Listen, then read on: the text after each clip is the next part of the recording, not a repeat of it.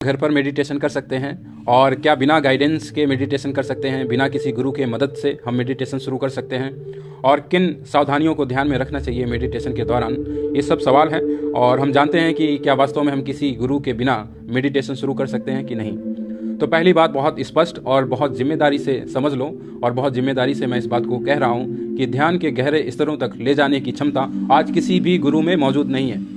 आज कोई ऐसा गुरु नहीं है जो आपको ध्यान के गहरे स्तरों तक ले जाने में आपकी मदद करें। तो आप बिना गुरु के मेडिटेशन शुरू कर सकते हैं। और क्यों गुरु की आवश्यकता पड़ती थी, उसका कारण था कि सात्विकता और तामसिकता एक साथ जागती है, यानी कि सकारात्मक शक्तियाँ और नकारात्मक शक्तियाँ एक साथ उठ खड़ी होती हैं जब आप मेडिटेशन शुरू करते हैं। अभी तक आप तामसिकता में हैं तो कोई फर्क नहीं पड़ता किसी भी प्रकार से, लेकिन जब आप मेडिटेशन शुरू करते हैं तो जो मन की प्रवृत्तियाँ हैं, पैरासाइट हैं, उनको भोजन मिलना बंद हो जाता है और वो तड़पती हैं, परेशान हो जाती हैं और आपके खिलाफ उठकर खड़ी हो जाती हैं। एक तरफ आपकी सकारात्मक शक्ति जाग रही है और दूसरी तरफ आपको दबाने के लिए आपकी मन की प्रवृत्तियां जागती हैं। उन्हें ही नकारात्मक शक्तियां कहते हैं, जो नहीं चाहती कि आप सात्विकता लेकर आएँ, आप सकारात्मकता से भरें। तो इस कारण से हमें गुरु की आवश्यकता पड़ती थी, लेकिन आज ऐसा कोई गुरु मौजूद नहीं है जो आपको ध्यान के गहरे स्तरों तक ले जा सके। तो आप बिना गुरु की मदद से, बिना गाइडेंस के आप मेडिटेशन शुरू कर सकते हैं। इसमें कोई आपको हानि होने वाली नहीं है, क्योंकि वो संस्था मौजूद ही नहीं है जिसके सहारे हम चीज़ें करें। तो अब स्वयं ही प्रयास करना पड़ेगा अपने आप को जगाने के लिए, स्वयं ही आगे बढ़ना होगा। उन सब संस्थाओं को छोड़ना पड़ेगा जो नाम मात्र की हैं, जो अपने नाम के आगे आत्मज्ञानी और बहुत सारी प्रसिद्धियाँ लेकर बैठे हुए हैं, लेकिन उनमें कोई ताकत नहीं है जो आप में बहुत अमूलचूल परिवर्तन करा सकें या आपको बहुत गहरे स्तर तक ले जा सकें। यदि आप अकेले घर पर बैठकर मेडिटेशन करना चाहते हैं तो बेशक कीजिए, आपको कोई परेशानी नहीं होगी, कोई भी आपको हानि नहीं होगी।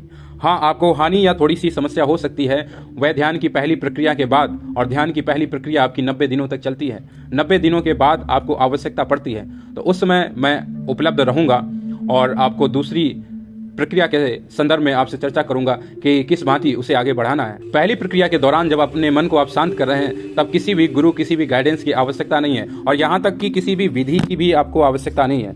आप 84 आसनों में से किसी भी आसन पर बैठ जाइए और ध्यान की जो 112 विधियां हैं उनमें से किसी को भी अपना सकते हैं। या आपको लगता है तो अनुपाय हो जाइए। यदि आपको कोई विधि समझ में नहीं आती है तो जो वेदों की महिमा है अनुपाय हो जाने की, उस महिमा को आप धारण कर लीजिए कि आप ध्यान कर ही नहीं रहे, बस आप चुपचाप मौन धारण करके बैठ गए हैं, अनुपाय हो गए हैं। कोई क्रिया नहीं, कोई प्रक्रिया नहीं।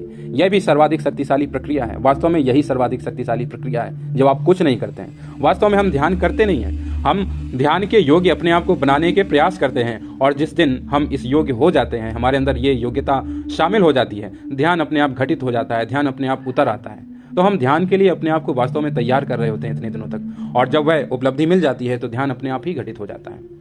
तो आप कोई भी विधि को धारण कर सकते हैं। यदि आप किसी भी विधि को नहीं अपनाना चाहते हैं तो अनुपाय होकर मौन बैठना शुरू कर दीजिए। और बैठना कैसे है? मनोहर पहर में 3 बजे से लेकर 6 बजे के बीच में आप कभी भी बैठ सकते हैं। और प्रत्येक दिन प्रयास कीजिए कि यदि आप 4 बजे ध्यान के लिए बैठ रहे हैं तो दूसरे दिन भी 4 बजे ही बैठिए। 10-5 मिनट ऊपर नीचे हो जाए तो समस्या नहीं है, लेकिन यदि आप एक दिन 3 बजे बैठ रहे हैं, दूसरे दिन 6 बजे बैठ रहे हैं, तो इसका कोई आपको लाभ नहीं होगा। यदि आप थोड़ा सा इसमें विधि के तहत, नियम के तहत चीज़ें करें तो आपको लाभ ज़्यादा होगा और ये प्रक्रिया बड़ी तीव्र घटित होगी।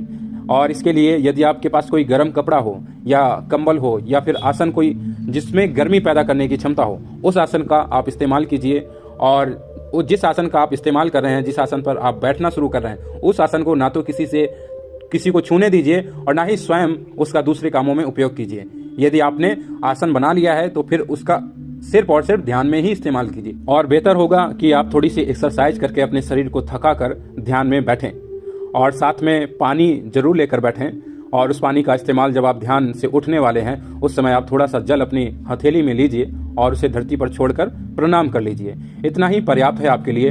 आप में परिवर्तन बहुत तेज घटित होगा। और ये 90 दिन की प्रक्रिया है। इसके बाद जो दूसरी प्रक्रिया है, जहाँ आपको थोड़ी परेशानी हो सकती है, जहाँ आपको वास्तव में गाइडेंस की आवश्यकता होती है, उसके लिए मैं दूसरा वीडियो बनाऊंगा जिसमें आपको बताऊंगा कि 90 दिन की प्रक्रिया के बाद आपको क्या करना है। पहले तो अपने आप को तैयार करना है, और इस तरीके से तैयार करने के लिए आपको किसी गुरु या किसी गाइडेंस की आवश्यकता नहीं है। आप हल्के हो जाएंगे, आपका मन शांत हो जाएगा, तो बाकी जो दूसरी प्रक्रिया है उसे करने में आपको समस्या नहीं होगी। और तब भी सिर्फ एक गाइडेंस ही आपके लिए पर्याप्त होगा, ना कि किसी गुरु की छत्र छाया, ना किसी आश्रम की गुलामी। संन्यास के नाम पर जो गुलामी आपको दी जाती है, उस गुलामी से भी आप बचे रहेंगे, आप सम्राट रहेंगे, आपके हाथों में सब कुछ होगा। 90 दिन आप पहले इस प्रयास से गुजरिए, इस प्रक्रिया से गुजरिए कि किसी आसन पर बैठना शुरू कर दीजिए और रीढ़ की हड्डी सीधी हो, और आसन आप चाहें जो आपकी मर्जी हो वो लगाएं, और ध्यान की प्रक्रिया आपकी जो मर्जी हो उसे चुनें। आप या तो दोनों आंखों के मध्य ध्यान लगाना शुरू कर दीजिए, आज्ञा चक्र पर, भ्रुकुटी पर, या फिर आप विशुद्धि चक्र, हृदय चक्र, जिस पर आपका मन करे उस पर लगाइए। या फिर आपका मन है सांसों को देखने का, तो आप सांसों पर ध्यान लगाना शुरू कर दीजिए, जो आप सांसें ले रहे हैं। यदि आपका इसमें भी मन ना लगे तो आप आंखें खोलकर भी ध्यान कर सकते हैं। किसी बिंदु को लगातार आप 20 मिनट 10 मिनट तक देखना शुरू कर दीजिए। आपकी मर्जी है, आप जिस भांति जो रास्ता चुनना चाहें, जो आपके लिए सुलभ हो वही चुनिए।